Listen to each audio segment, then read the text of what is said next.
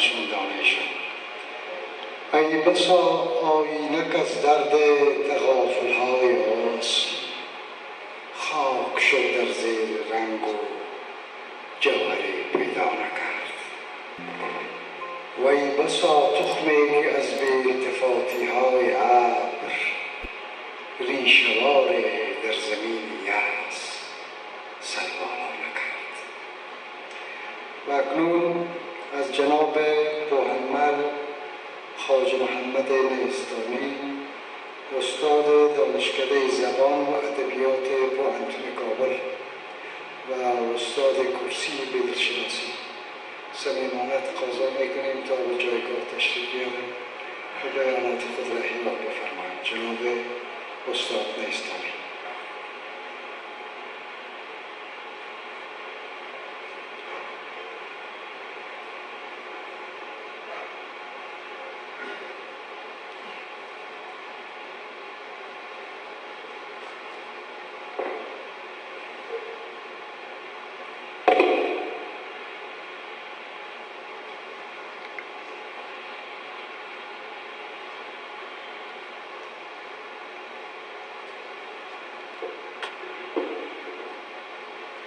به نام خداوند جان و خرد که از این برتر اندیشه بر نگذرد.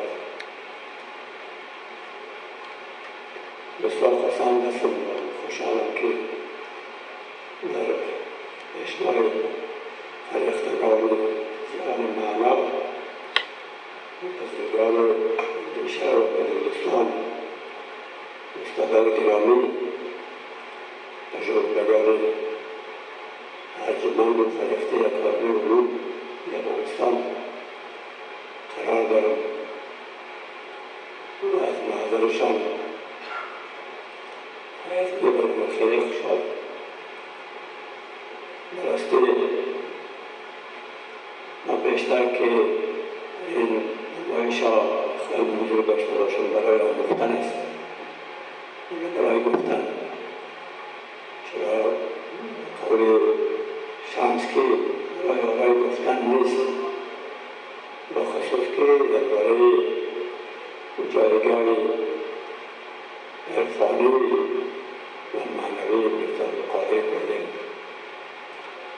البته آقای آرزو جناب حسین آرزو خواهش کردن که در اینجا بیشتر خودش رو بشنوم، درباره بگویم و بیشتر بیاموزیم. برای که برای من فرصت دادم بسیار باید که سخنان پراگنده من خاطر شما غش نکنه و مرا پسرکش ببخشید. لذا به قانون دل شاعر و اندیشمند بسیار پرآوازه در قلمرو فرهنگ فارسی است. گمان میکنم که دانشجویان مقدار گفتیم یا بار گفتیم، اگر قرار باشه که در جان آثار پیدی و پژوهش بپردازیم و به پیام برسانیم، یک انجمن کم از کم 100 نفری از دانشمندان متبحر و پژوهنده و آگاه و مسائل عرفان و شعر فارسی و فکر و فلسفه اسلامی نیاز داریم و یک قلم درباره بدل کار کنیم. بدل و جهان آثار بدل مثل دانشنامه، مثل دایت معارف است. دایت معارف که بهش هر چیزی هست، اما از کوتاهی و نارسایی پاسداران شعر و ادب فارسی یا بگویم از کاستی‌هایی که در حوزه ما وجود دارد خصوصا در افغانستان کمتر ما به بیرون میرسیم. از این نگاه برگزاری نمایش‌ها و آثار خیلی جای قدردانی دارد. افغانستانی که بیش از 100 سال نام بدل و آثار بدل خوانده وقتش کجای باشنایی داره، ولی تولیدی که باید در زمینه بدلشناسی و بدل‌پژوهی باشد بسیار اندک. اگر ما کارهای خودمان با امروز مقایسه کردن می‌توانیم با همین بزرگان ایرانی که در طی 34 سال اخیر دست به کار شدن مقایسه کنیم، هیچ چیز نیست. چرا چنین است؟ میشه در این زمینه جوانان مقاله بنویسند و کتاب بنویسند. میگن در حوزه ادبی ما بسیار زیاد وقتی که از بدل صحبت میشه ما یک صوفی بدل رو بشناسند و به عنوان یک عارف بشناسند و تلقی از صوفی و عارف در نزد ما چندان شایسته یعنی مشرب و مکتب نیست. فکر می‌کنم صوفی یعنی یک مرد در این زیرا قرار گرفته. صوفی کسی که در دنیا کار ندارد. عارف کسی که در سفر یقیز که بلوی خود از موج بیرون کند. چیزی نیست. عرفان واقعاً دبستانی است که در حوزه اسلامی ما تمامی اون چیزهایی که ما میخواهیم بگوییم گفتند. در بین اون چیزهایی که ما هستیم میخواهیم بفهمیم که چیست معرفا مطلب از همین نگاه شما از اون شیخ اکبر بیانه بگویید، از مولانا که بگویید، شمس تبریزی، کسیسی، حافظی، همه اینها که اینقدر جایگاه بلند دارند به دلیل چیست؟ به دلیل اینست که ما یک سلسله باید مباحثی در ذهن خود داریم که میخواهیم مولا پاسخ داشته باشیم و اینا پاسخ داریم. از این منظر اگر به بدل نگاه کنیم، بدل از چندین جهت قابل بررسی و قابل پژوهش شناخته است. این آثار بدل ما از منظر فلسفه میتوانیم وارد آثار بدل شدیم، از منظر مسائل سیاسی میتوانیم وارد آثار بدل شدیم و چیزهای زیاده دیگر کنیم. بدل عجیب است. کلمه عجیب در نزد ما بسیار بار معنایی عجیب دارد، بسیار کلامگاهی بدل عجیب است.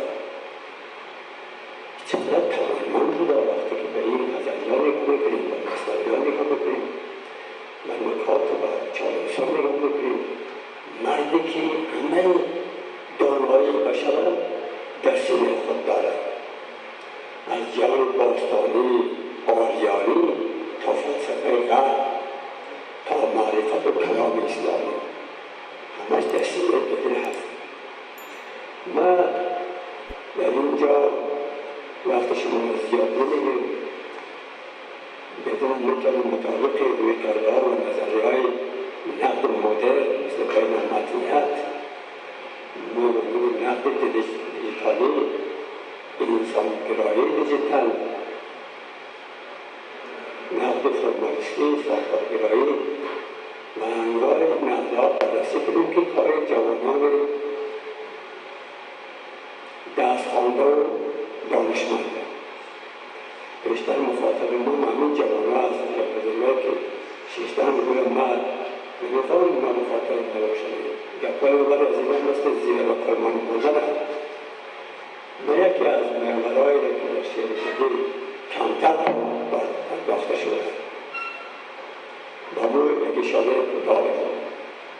او نقد اجتماعی در شعر جدید است. نقد اجتماعی کمتر برای مسئله دانشمندان توجه کنید. سالهای پیش در دهه 60 یک نویسنامه مجله خودتان چاپ کرده بود. از اونجا از روانشاد آقای مرجور در زمینه مسائل اجتماعی در شعر مقاله بسیار مبسوط و خوب چاپ شد.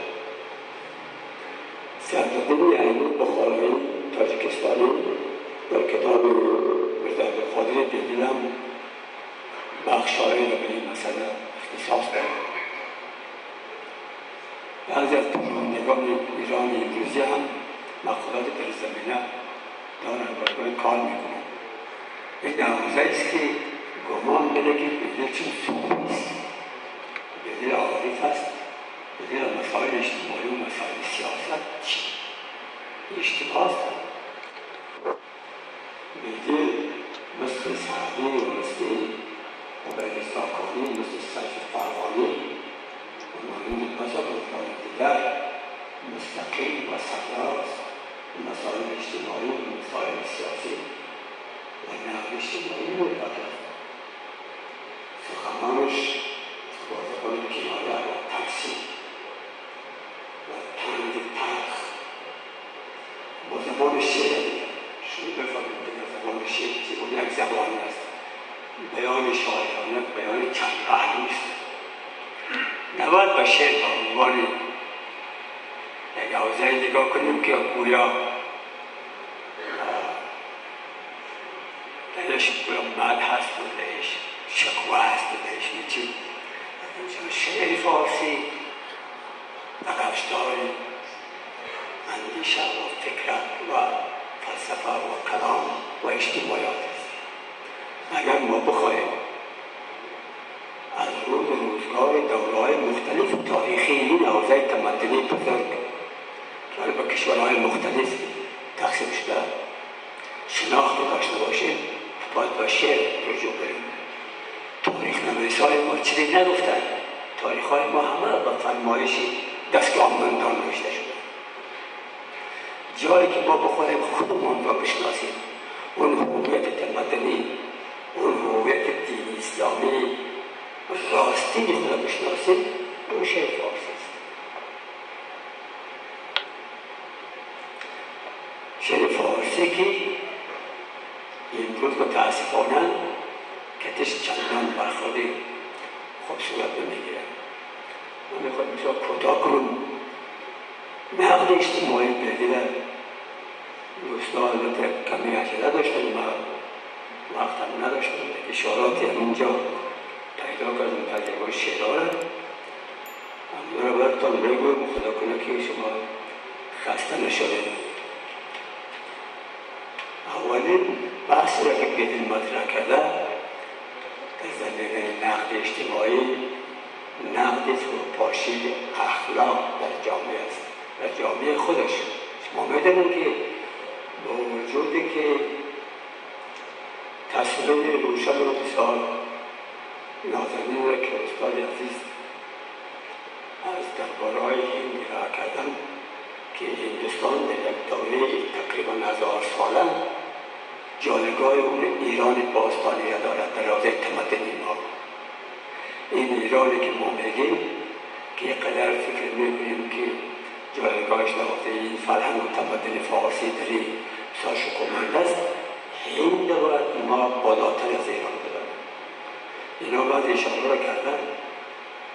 اما همه جامعه در اصل بدید، همه جامعه که مدنیت آفریدن، شاعر و شعر و عرفان آفریدن، هزارها نسخه در زمینه تاریخ، در زمینه شعرشناسی، در زمینه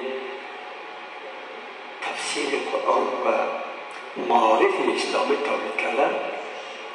در اصل بدید مشخصهای بسیار منفی هم داشتن. جامعه رو به زوال او به فروپاشی است. یعنی ما وقتی که به جامعه نگاه میکنیم، چه جامعه گذشته چه جامعه هست میخوریم، تمام جنبه‌های برجسته و خوبی‌ها رو نبینیم. ما باید اون منفی‌ها رو ببینیم، کاستی‌ها رو ببینیم که با برجسته ساختن و نمایاندن کاستی‌ها بیاموزیم که چرا جامعه در مسیر فروپاشی قرار میگیرد؟ اگر این کاستی ها را روشن نکنیم، آیندگان جوانان چی میفهمند که علت زوال یک جامعه که در اوج مدنیت است، در اوج اخلاق است، یکدم میره به سوی زوال چیست؟ از این خاطر